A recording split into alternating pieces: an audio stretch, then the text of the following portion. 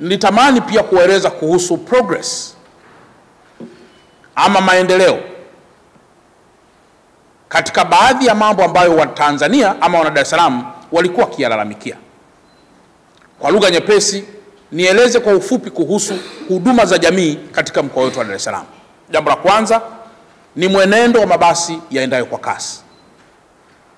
Ndugu waandishi wa habari, siku chache za nyuma tulishuhudia baadhi ya Watanzania wenzetu wakiwa wanapaza sauti kuhusiana na uchache na uchakavu na pengine huduma mbovu inayotolewa na mabasi yaendayo au ndani ya mabasi yaendayo kwa kasi.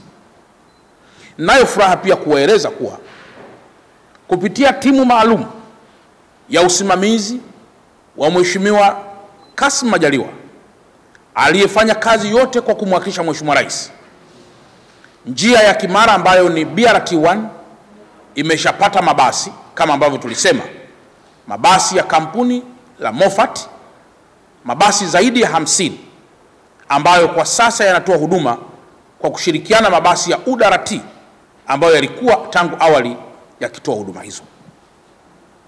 Aidha, kwa barabara ya BRT2 inayoelekea Kilwa Road tayari yamekushaanza majaribio ya kupeleka mabasi na mpaka sasa ni mabasi zaidi ya 20 ambayo tayari yamekushaanza kutoa huduma kwenye barabara hiyo.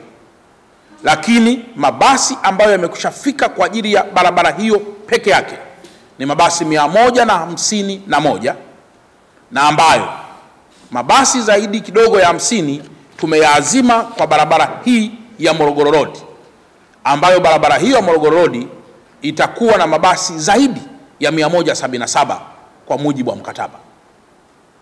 Maelekezo ya Mheshimiwa Rais yalikuwa ili kuleta ufanisi mkubwa wa mabasi hayo, ni vema kila ruti ya barabara ikapewa kampuni moja yenye ufanisi kwa ajili ya kuongeza kiasi ama kiwango cha ushindani kwa watoa huduma hao. Tunakumbuka kwamba BRT1 barabara kuelekea Kimara aliyekuwa anatoa huduma alikuwa ni UDART, na sasa atakayekuja kutoa huduma hiyo anaitwa Transda, kampuni ya Transda ambayo itatoa huduma ya barabara ya Kimara Mbezi kwenda mpaka Gerezani, na barabara hii nyingine ya Kilwa Road atatoa kampuni ya Moffat. Wakati huo huo barabara ya kuelekea airport na barabara zingine za kwenda Tegeta, makampuni mengineyo yatatoa huduma kama ambavyo DART chini ya ofisi ya Rais TAMISEMI wataendelea kutoa miongozo. Kwa hiyo ninayo furaha kuambia kuwa mpaka sasa kiwango cha tatizo hilo kimeendelea kupungua, na ni rai yetu kuwa na ni maelekezo pia Mheshimiwa Rais kuwa jambo hilo liishe kabisa ili Watanzania waweze kuenjoy katika njia hizo. Rai yangu kwa vyombo vingine vyote vya usafiri, njia hizo mpaka sasa zinatumiwa sana na waendesha bodaboda ama waendesha pikipiki, bajaji na baadhi ya watu wanaojinasibu kuwa wao ama ni watu special ama vinginevyo. Nitumie vyombo hivi vya habari kutoa onyo kali kwamba barabara zote za mwendo kasi yaachiwe mabasi ya mwendo kasi yatoe huduma. Vijana wa pikipiki, vijana wa bajaji, daladala pamoja na magari mengineyo ya watu binafsi yapite kwenye njia zingine za kawaida ili waruhusu ile falsafa na tafsiri ya barabara zinazobeba mabasi yaendayo kwa kasi. Tumeona kwa njia ya Kilwa Road tayari kuna basi moja limekushapata itilafu kwa sababu ya mambo haya kuingiliana kwa usafiri huo.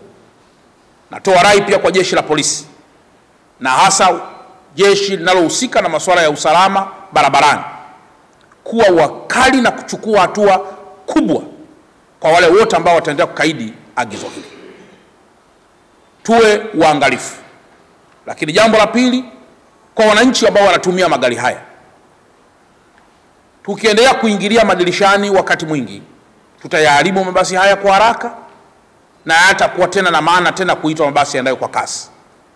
Tuendelee kuwa na usikivu, tuendelee kuwa na utulivu, tufahamu kwa mabasi haya yapo na ataendelea kujaa katika njia zetu ili aendelee kutoa huduma kwa Watanzania.